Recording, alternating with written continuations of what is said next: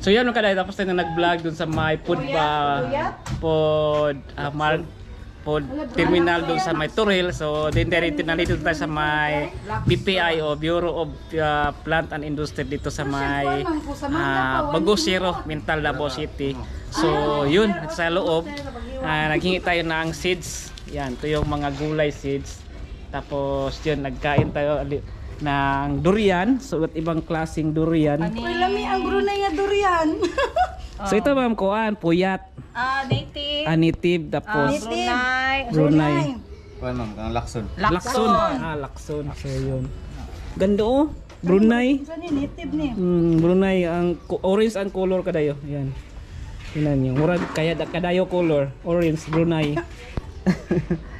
Yan. Sir Mark, bawal magkuan bring. Yan, shout out kang ma'am. Ma'am, salamat kay ma'am. Ano po ni Sir Mark? Ano ka lang ma'am?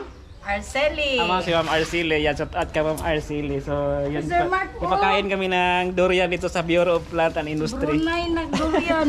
What eat all you can ito ang durian, tapos ibilin lang ang liso.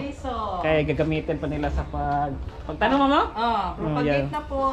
Propagate na po daw sa pagtanom na po. So, daghang mga seedlings dito. Yan. Dili pa nila mahurap. Yan, ito yung mga seedling na ginakuan nila. Na seeds sa amin, na ito yung nursery. Ito sa kuan.